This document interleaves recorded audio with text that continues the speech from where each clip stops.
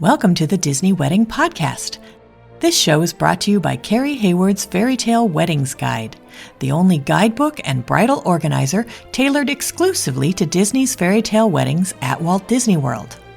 I'm Carrie Hayward, and each week I feature Disney wedding updates, money-saving tips, and interviews with wedding vendors and real Disney couples.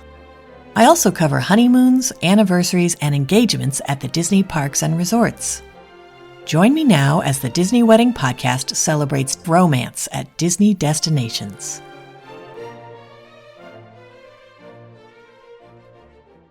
Today on the Disney Wedding Podcast, I am speaking with Samantha and Matt McAlister about their wedding at the Wedding Pavilion and a reception at Atlantic Dance Hall. I thought you guys would be interested to hear how they chose these locations and how they planned everything and how it all turned out. So welcome, Sam and Matt. Hello. Howdy. Thanks so much for being on the show today. I always like to start at the very beginning and find out how you guys decided you wanted to have your wedding at Disney. I personally wanted to get married at Disney since, well, for as long as I can remember as a little girl. It was always my dream.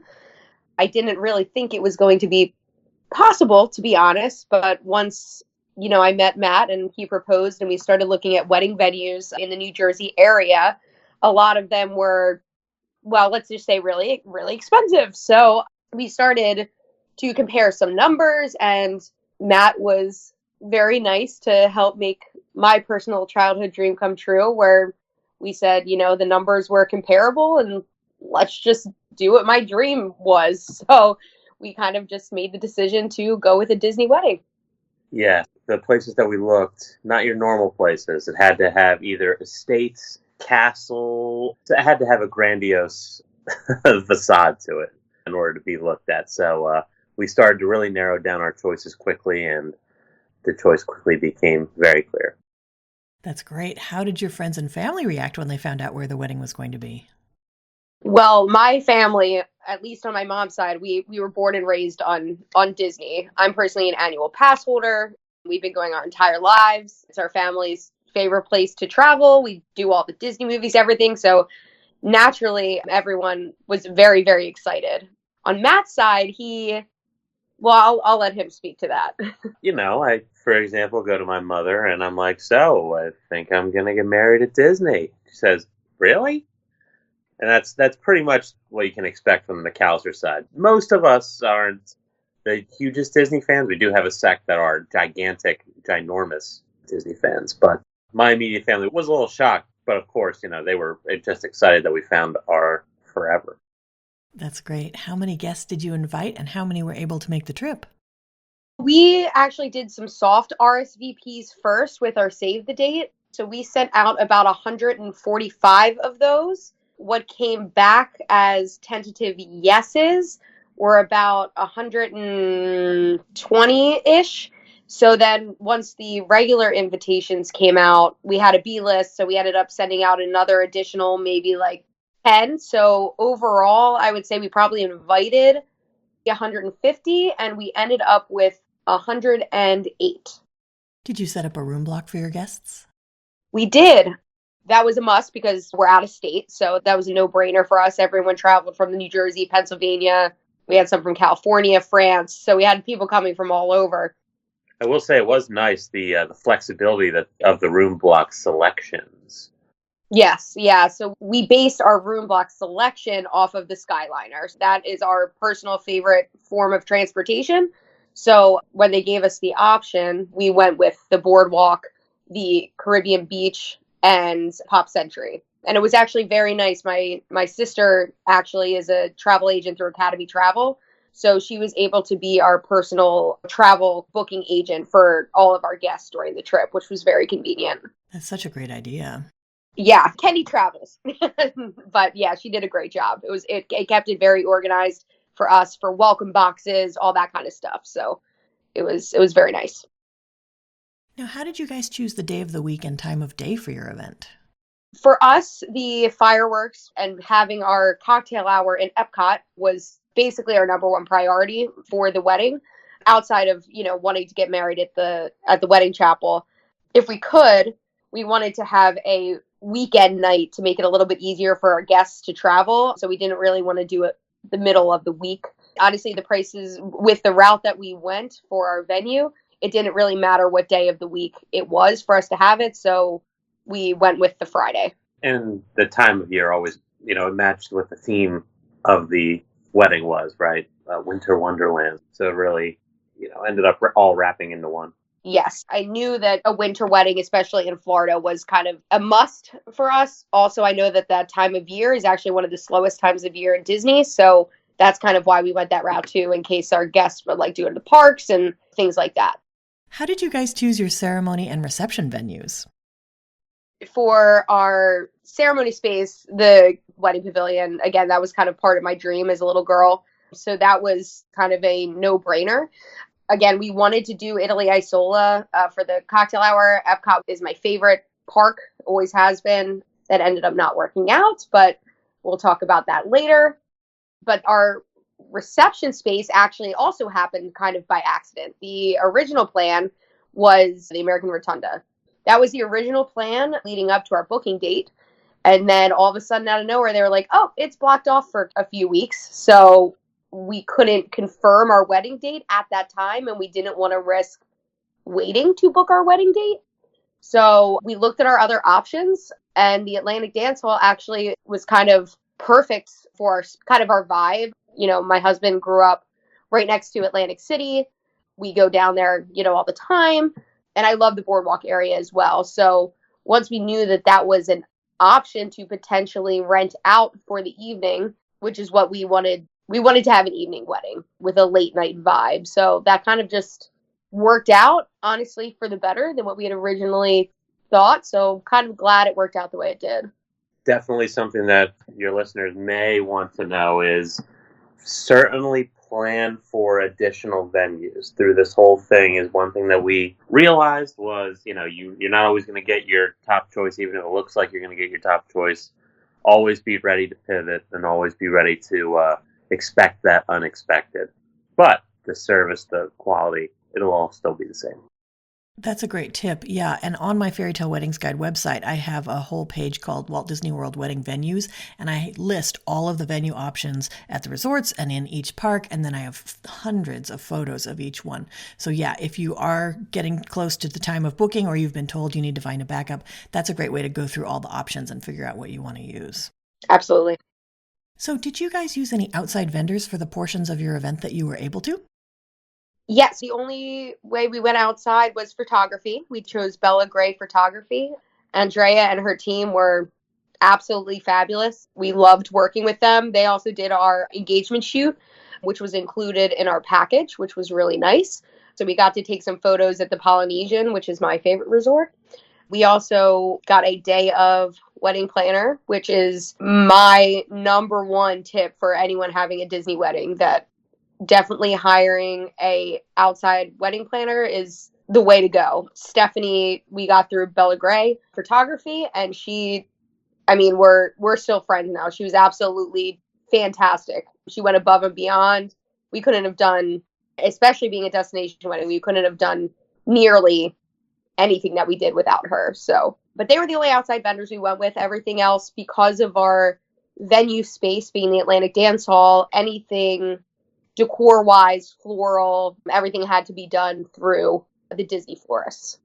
Got it. How did you choose your officiant?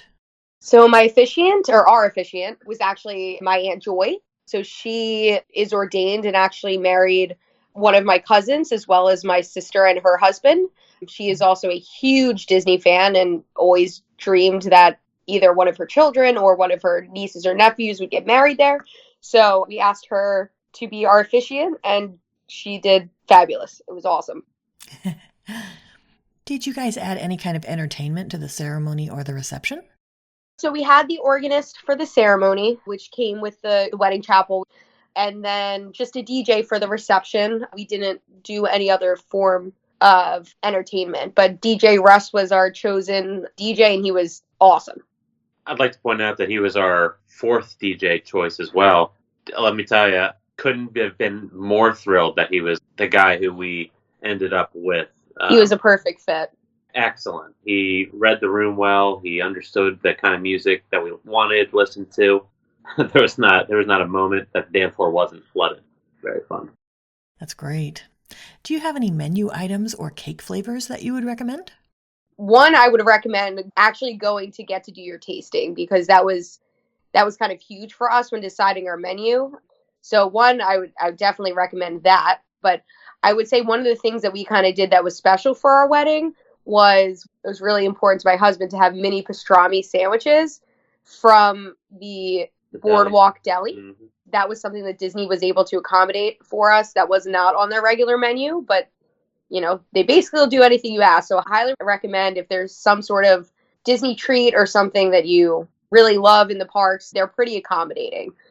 The cake flavors, my personal favorite was the churro filling. That was a must-have, like the churro crunch. Loved that.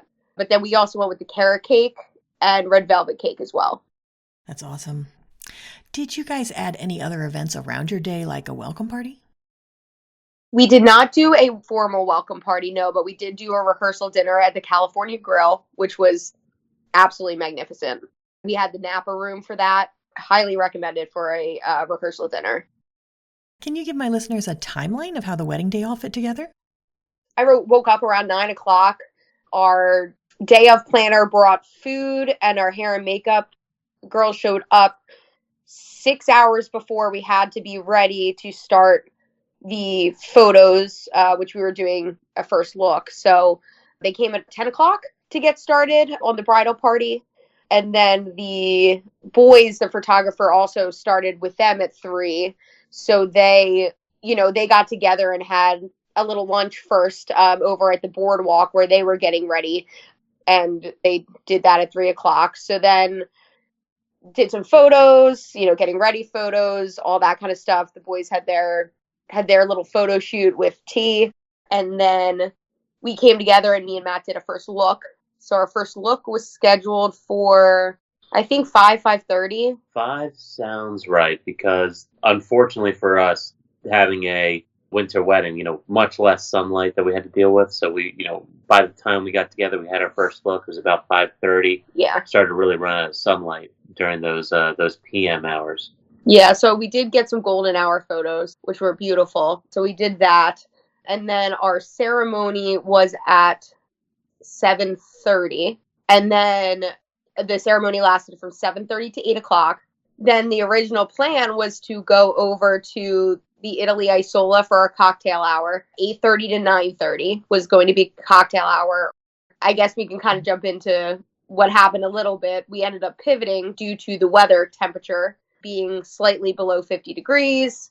They kind of told us last minute. So we ended up having to go to our backup location, which was absolutely beautiful. It just was not what we had planned or prepared, because all of our guests were supposed to watch fireworks. At least instead of fireworks, not many people get to eat hors d'oeuvres with a hammerhead shark behind them. So, kind of, unique to say the least. It was a very unique space. It was very cool. Like I said, not the original plan, but it ended up working out okay. Our guests didn't notice too much other than the fact that they didn't see the fireworks. But Matt and I were still able, Disney still drove us over in our limo to be able to catch the fireworks. So we left our guests at Living Seas, and we got the photos that we wanted during that time. So then the reception was from 10 p.m. to 2 a.m. Okay, so for each of you, what ended up being your favorite memory of your wedding day? I kind of have 2, but I know that me and my husband share one of the same, so I'll let him speak to that. But for me, getting ready, like at the Grand Floridian, like with my mom, with my sister, with my closest friends, that all of which I've known for over a decade, was really special. But honestly, our ceremony was just absolutely breathtaking. When the doors opened during my walk down song, I'll never forget it. I mean, it kind of took my breath away. I became so nervous, which I wasn't expecting, because I'm not typically a nervous person speaking in front of people, but it was just stunning. I'll never forget, opening the doors and seeing all the decor, the flowers, all the guests, everything looked beautiful. And then of course my husband being down at the end, just, seeing him there there's no other way to put it. I have a second favorite too, but I think that's what Matt is going to say here is his favorite. Kind of putting me on the spot here. Let's see. My favorite spot, usually you never want to say you remember the ending, but I couldn't help but think about how we ended our reception, and that was to the tune of Carry You Home by Alex Warren. After speaking with our DJ, the way that we wanted to go out, some people like to have like that last song between the bride and groom as like a final send-off, but me and Sam were party people, so we wanted to keep the energy high until the very last second. The song by Alex Warren, it starts very, very slow. Me and Sam were able to enjoy a 30-second to 40-second slow dance with each other as the song built to a crescendo. The music drops and everybody rushes onto the floor to jump around and have a good time with us to close out the evening. I don't know, just though that wasn't our song that we danced to for our first song, it'll always be the song that I remember from our day. That's awesome. When you guys were planning, what were some of the most important aspects of the event where you focused your attention or your budget? For us, food and drinks. But for the most part, that was kind of because of our venue space and the minimum requirement we had to meet in order to rent it out. That was kind of what we knew was going to have to be allocated to our budget as kind of the most important, but it kind of also worked out because that's what we wanted to focus on anyway. Decor was definitely important, but I would say because of our different venue spaces, we were able to have pretty minimal decor, but still be able to fill the rooms out just because they were such unique and beautiful spaces. So I would say food and drink, but we're also foodies, so that was definitely important to us. I liked how you did the letters of your last name on the stage at Atlantic Dance Hall because it's such a large venue that it took up a lot of visual space. Were those something that you rented through Disney? Yes, we rented it through the florist. They had them as an option. We kind of thought it was, perfect for that space just because the stage takes up so much room. And it really brought like a special ambiance and light to the room. It really kind of tied everything together. Now, were there any aspects that were less important where you saved your money or just your effort? I mean, I'm a pretty detail oriented person. So we did a lot of, DIY things as well, which is where a day of helper, or as she calls herself, a fairy godmother, is very important because, Disney Floral only sets up things that you purchase through them. So if you do any sort of, my brother printed through a 3D printer name tags for every guest and things like that. So we still put energy into that, but I would say that we saved some on that by doing some DIY. We paid attention to detail, but we also, were able to save by kind of doing that ourselves or having our day of planner set everything up for us for the reception space. Got it. Did anything go wrong or not turn out like you expected? You mentioned the cocktail hour in Italy. Yes, that was our biggest. We had, what we like to say is we had a perfect start to a wedding, a perfect end to a wedding, and a really stressful hour in between. The way I describe it is, imagine you have just the perfect Reuben, 2 really fluffy, delicious toasted slices of bread. However, the middle was just like a single slice of pastrami, and then it was a little underwhelming, but boy, that bread. So that's what we had. We had 2 perfect slices of bread, and the middle, though it was rushed, it felt rushed at times, though it felt like we didn't get to love it as much as we hoped to love it. We still got the perfect pictures and what ended up being perfect for us and what made me most happy anyway. I'm sure you can speak for yourself, but it was nice that the guests didn't seem to notice any turmoil that was going on in the background. Correct. So it really just was a communication thing. And there was, I know there were a lot of things that happened with Epcot and some of the rules that they have based off of inclement weather. It was, a little bit below the 50 degrees. So the cocktail hour was a little bit, because it was so last minute, they decided just 2 hours before they were still trying to get us to be outside. So that wasn't executed perfectly. But other than that, I mean, truly it was, like I said, the ceremony was absolutely magical. The decor was amazing. The reception was perfect. So that was really our only major hiccup. And Disney did do right by us. So I'll just say that they took care of us. Now, was there anything that seemed like a big deal beforehand or you were worried about, and then it turned out not to be a big deal?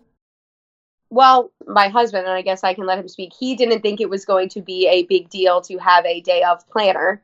That was something that him and I were wondering if we could save some money on the expense. But it ended up being a very big deal. I mean, again, without Stephanie, we wouldn't have been able to do nearly anything that, we did with the budget that we had. So I would say that was a big one. Like, if you're questioning, you don't think it's that important, that's my number one thing I would recommend coming out of this. I'll respectfully agree. You were right. There you go. Now it's recorded. You were right. Now, is there anything you would have done differently knowing what you know now? I mean, for the most part, no. The only thing that I would have done differently, again, it kind of goes back to the venues, right? We were pretty stern with Italy Isola to the American Rotunda. American Rotunda, thank you. So we were pretty set on that. And then when we found out that due to reasons outside of our control, even though we followed all the rules, we weren't able to get it, just make sure to always have that backup plan in mind. Just have that ready to go. Make sure to use that website or the that list that you have to really be a helpful tool. Yeah, and I would say even especially, so I guess adding to that, if you're going to have any sort of outside event, even though we had the backup in our contract, I guess what I would do different is officially have something in that BEO to say, if this happens, we're going to add these things and have this decor in this location.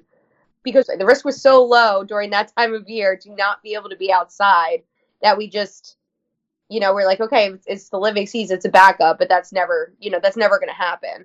I think if we prepared for the potential of it to happen, then we would have picked a different backup space that wasn't as much commuting for our guests. So we probably would have just had our backup as the cocktail hour at the Atlantic Dance Hall, rather than going through everyone traveling on and off the bus a few more times. Great point. Got it. Okay. Do you have any other tips or advice for future Disney couples? I would say just enjoy every moment. It goes by so quickly. It seemed the whole process leading up to it, it seems like everything was it was forever. But once we were there and in the moment, everything went by so quickly. So I would just say enjoy every moment, take it all in. That's really my advice. Well, Matt and Sam, I think you've offered a lot of great tips and advice for anyone who's interested in getting married or having a vow renewal at Walt Disney World, and I appreciate your taking the time. Of course, yeah, it was our pleasure. Yeah, thanks for having us. This was a real treat. That's our show for today. I'm your host, Carrie Hayward, inviting you to join me again next week for another episode of the Disney Wedding Podcast. Past shows and tons of photos for each episode are available on my website, DisneyWeddingPodcast.com, or listen in your favorite podcast app. And for instant answers to all your Walt Disney World wedding questions, check out Carrie Hayward's Fairy Tale Weddings Guide, available as an interactive ebook with continual free updates at fairytaleweddingsguide.com.